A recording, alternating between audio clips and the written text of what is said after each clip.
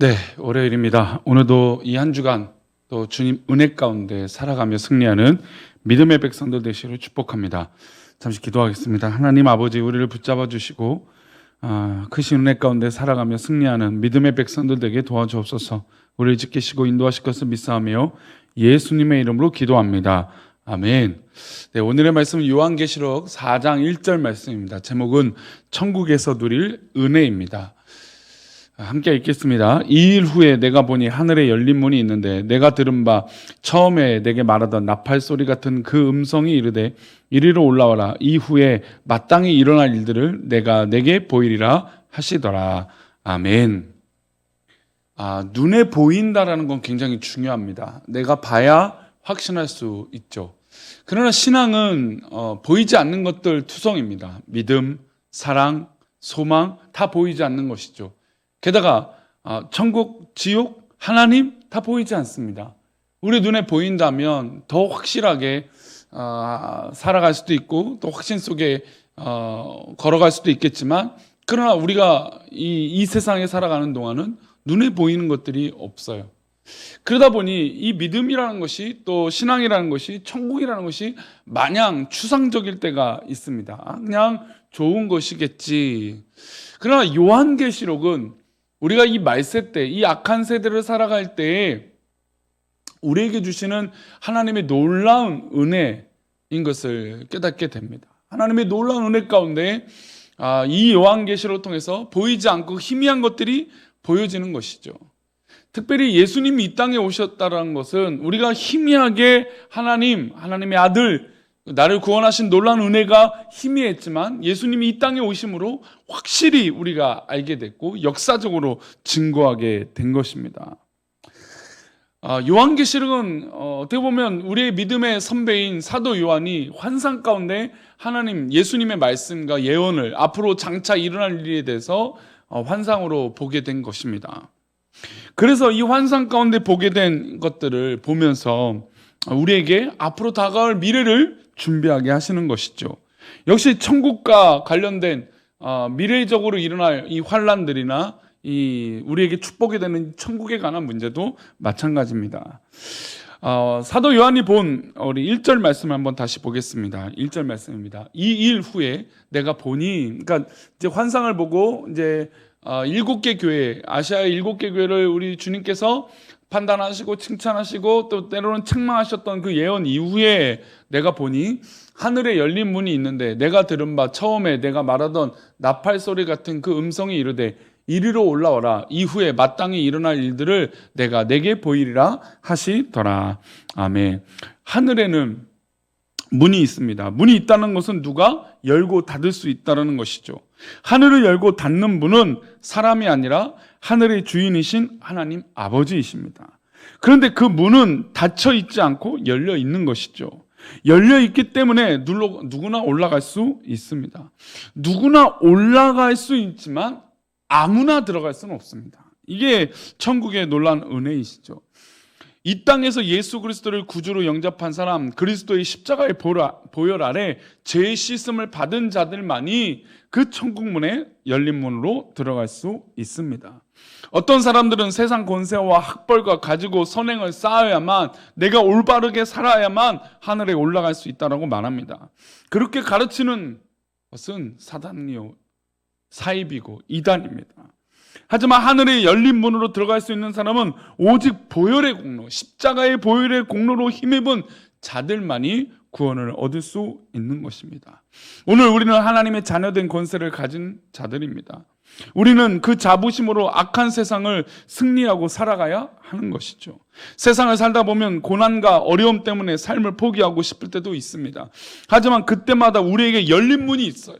천국의 소망이 있어요. 그래서 이 악한 세상을 살아갈 수 있는 은혜가 있는 것입니다. 지금은 한숨 날리고 수고가 있고 어려운 일이 있지만 넉넉히 이겨낼 수 있는 것은 우리에게 천국의 소망이 있기 때문입니다. 우리가 하나님과 함께 살아가 영원한 천국을 생각한다면 잠깐의 수고는 얼마든지 견딜 수 있습니다. 그러므로 하나님 자녀들에게 열린 문은 보장된 축복이에요. 이제 사도 요한은 하늘의 열린 문으로 올라가 보았어요. 환상을 보고 있죠. 그 자리에 보좌가 있습니다. 2절 말씀이에요. 내가 곧 성령에 감동되었더니 보라, 하늘의 보좌를 베풀었고 그 보좌 위에 앉으신 이가 있는데, 보좌는 권세를 가진 통치하는 자가 있는 것입니다. 보좌에 앉아 계신 분은 하나님 아버지입니다. 요한이 하늘에 올라가니 하나님 아버지가 보좌에 앉아서 하늘과 땅을 통치하고 계신 것이죠. 이 말씀을 받은 소아시아 7교회 성도들은 몹시 흥분되고 기뻤을 것입니다. 왜냐하면 그 당시에 그리스도인들은 로마의 핍박을 극심하게 받았기 때문이에요. 황제를 숭배하지 않으면 옥에 넘겨지고 사자 우리에 넘겨졌습니다. 맹수의 밥이 되어버렸어요. 그래서 도망치고 흩어졌던 것입니다. 그런데 이 보좌에 앉으신 이가 우리를 인도하신다니 얼마나 감사합니까? 사도 요한은 하늘과 땅을 다스리는 분은 하나님 아버지라는 것을 직접 봤어요. 그러니까 하늘의 문이 열려서 보좌에 앉으신 하나님 아버지가 이 땅을 통치하고 계신 것을 보니 얼마나 든든하고 얼마나 위로가 됩니까? 우리가 이 땅에 살아갈 때 하나님께서 이 악한 세상을 바라보시면서 심판하시지 않는 하나님의 은혜가 있다는 것을 우리가 깨닫습니다. 사도 요한뿐만 아니라 이 편지를 받고 이 요한계시록에 있는 모든 성도들에게도 소망이 됩니다. 하나님께서 보좌에 앉으셔서 이 땅을 통치하고 계심을 믿는 우리 모두가 되시기를 축원합니다. 오늘 우리에게 이것이 위로가 됩니다. 너무나 어려운 시대에 살고 있잖아요. 교회가 핍박을 받고 교회가 어려움을 당하고, 물론 교회가 잘못도 하지만 그 모든 어려움 가운데 정말 우리가 그 사이에 서 있습니다. 그런데 만약에 이 땅을 그냥 사단 마귀가 다 통치하고 우리를 핍박한다면 너무나 어렵겠죠. 그러나 그것이 허락되어 있을지언정 하나님이 보좌 위에 앉으셔서 우리를 다스리고 통치하고 계신다는 겁니다. 그러니 세상의 독재자들이, 세상의 악한 자들이 영원할 것 같지만 그들은 모두 멸망할 줄 믿습니다. 하나님의 공의와 영광이 역사 속에서 구현될 줄 믿습니다. 그래서 이 땅을 다스리는 분은 하늘 보좌에 계신 하나님 아버지이심을 믿고 의지해야 합니다. 이어서 요한은 보좌 곁에 무엇이 있는지 설명해요. 3절입니다. 앉으신 이의 모양의 벽옷과 홍보석 같고 또 무지개가 있어 보좌에 둘렀는데 그 모양이 녹보석 같더라. 무지개라는 단어에 우리는 주목해야 됩니다. 보좌에 앉으신 하나님을 두르고 있는 것이 무지개였는데, 무지개는 어떤 의미가 있습니까? 노아의 홍수 가운데 하나님께서 이제는 물로 심판하지 않겠다 약속의 의미로 무지개를 허락하여 주신 것입니다. 무지개를 허락하신 건 은혜의 상징이에요. 내가 다시는 홍수로 이 땅을 심판하지 않겠다라고 하는 결정적 증거예요. 그래서 하늘 보좌에 무지개가 걸려있다는 것은 하나님께서 은혜로 이 땅을 다스리고 우리에게 은혜로 기회를 주시고 계신다는 겁니다. 즉 우리가 당장 이 땅에서 심판을 받고 우리가 정말로 하나님 앞에 멸망받아야 될 그런 존재인데 하나님께서 은혜로 우리를 통치하시고 다스리시고 계신다는 겁니다. 그러니 우리에게 기회가 있는 겁니다. 우리가 당장에 멸망할 수 있는데 우리에게 당장의 기회를 주신 것이죠. 만약에 하나님께서 이 세상을 은혜로 다스리지 않는다면 어떤 일이 있겠습니까? 죄를 짓는 자마다 하나님이 그때마다 은혜가 아니라 심판하신다면 우리는 어떻겠습니까? 우리는 이미 심판당해도 마땅한 인간들입니다. 그런데 하나님은 노아와 맺은 무지개 언약을 기억하시고 지금도 하나님의 백성들을 인도하시고 구원하여 주시는 것입니다. 지금도 이 무지개 언약을 기억하시면서 우리에게 은혜로 기억하고 다스리고 계시는 것이죠. 이어서 4절 말씀입니다. 또 보좌에 둘려 24보좌들이 있고 그 보좌들 위에 24장로들이 흰옷을 입고 머리에 금관을 쓰고 앉았더라. 상상해 보십시오. 하늘 보좌에 하나님이 앉아 계시고 보좌에 둘은 24보좌의 장로가 있는 것입니다. 계시록에서 말하는 숫자는 유대 묵시 문학의 상징 체계를 가지고 있어요. 24는 12와 12가 더해진 것입니다. 12는 구약의 성도들을 의미하고 야곱의 12아들들로 시작된 12지파는 구약의 시대 성도들이에요. 또 다른 12는 신약의 12사도들인 것이죠. 그래서 구약에 선택된 이 야곱의 자녀들, 그리고 예수님이 오신 이후에 12제자를 세우시고 복음을 전파하고 복음을 믿는 그 후손들, 그 모든 백성들을 상징하고 있는 것이죠. 결론적으로 24장로들은 택감받은 24명뿐만 의미하는 것이 아니라 구약과 신약 가운데 선택받은 하나님의 은혜로 구원받은 성도들을 의미한 것입니다. 그 자리에는 우리도 있고 우리보다 앞서가신 믿음의 조상들이 거기 앉아 계신 것이죠. 사도 요한은 천국에서 어떤 일이 일어나는지 설명합니다. 10절과 11절입니다. 읽어봅니다.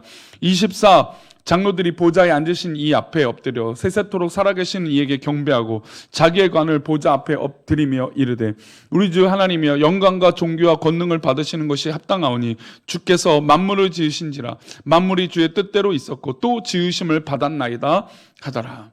24장로들이 천국에서 할 수 있는 유일한 것은 예배예요.